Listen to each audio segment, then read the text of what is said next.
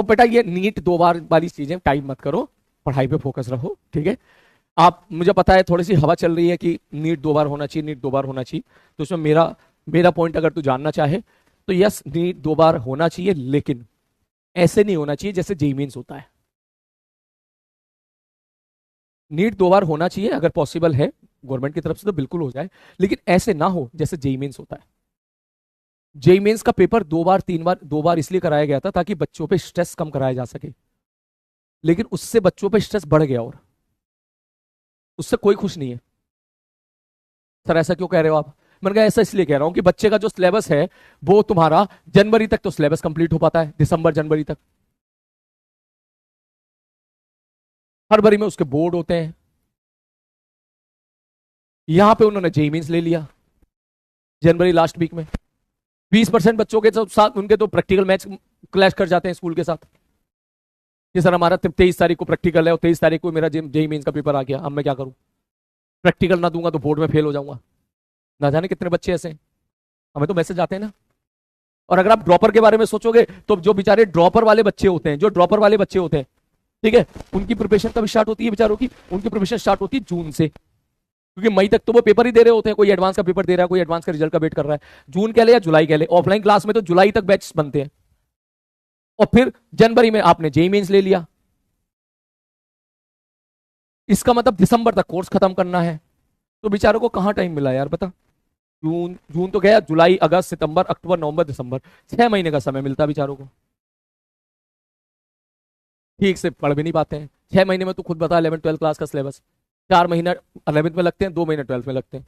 Master भी परेशान रहता है, बच्चे भी परेशान रहते हैं, लंबी लंबी क्लासेस लेनी पड़ जाती है। पूछोगे आप सब कुछ, छोड़ोगे कुछ भी नहीं, ठीक है।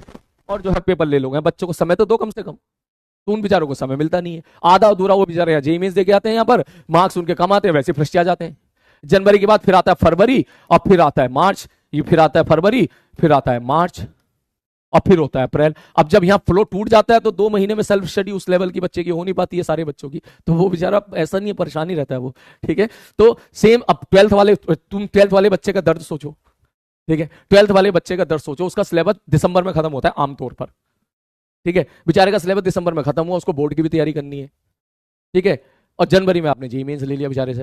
अब वो क्या करे? बोर्ड पे फोकस करे, एडवांस पे फोकस करे, प्रैक्टिकल पे फोकस करे, स्कूल पे फोकस करे, या तुम्हारे मेंस पे फोकस करे, ठीक है। तो बेस्ट आई थिंक अगर हो तो वो होना सबसे बेस्ट टाइम है। अगर आप लेना ही चाहते हो तो आप लो, एक लो अप्रैल मिड में और एक लो मई फर्स्ट वीक में, सबसे बेस्ट ही मेरा आइडिया है। अप्रैल, सीधा अप्रैल मिड में लो, सबको पूरा पूरा मौका दे दो भाई। बोर्ड वालों को भी मौका दे दो, बेटा तू आराम से फरवरी में बोर्ड दे गया, आराम से दे गया, तू प्रैक्टिकल पे फोकस कर अपना बढ़िया तरीके से। फरवरी में बोर्ड दे गया, मार्च में तू अपना रिवीजन कर ले जितना तूने पूरा साल पढ़ा है, April first week second week में तू पेपर दे दे। और अगर तू, तेरी तबियत खराब हो गई, तू सेंटर पे लेट पहुंच गया, तेरा कंप्यूटर खराब हो गया, तू पैनिक हो गया, ठीक है, तेरे तेरे सेंटर में कुछ मान के चल गड़बड़ी हो गई, लाइट चली गई, कुछ भी इश्यू हो गया, ठीक है, किसी ऐसी कारणवश से तेरा पेपर बिगड़ गया कि तेरा टैलेंट बाहर नहीं निकल कर नहीं आ रहा है, तो कोई बात नहीं, तू 1 महीने के बाद या 3 वीक के बाद फिर दे ले पेपर, है ना। 2 पेपर का मतलब यही तो है ना कि एक टैलेंटेड बच्चा छूटना नहीं चाहिए।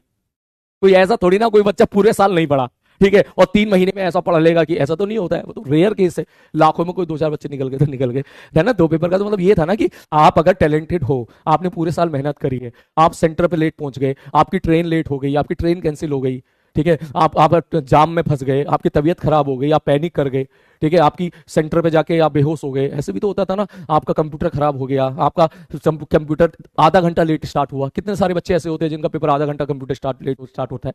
मैं मेंस के बारे में कह रहा हूँ। तो भैया आपका फेयर गेम होना चाहिए, आप टैलेंटेड हो तो आपको मौका मिलना चाहिए। तो ये रीजन था ना 2 अटेम्प्ट देने का।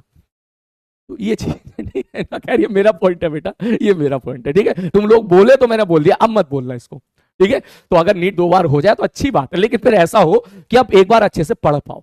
ऐसा ना हो कि भाई साहब, ठीक है, कि वो प्रेशर कम करने की बजाय वो प्रेशर बढ़ जा रहा है, ऐसा नहीं होना चाहिए। खैर ये मेरा पॉइंट है, ठीक है, ये मेरा पॉइंट है।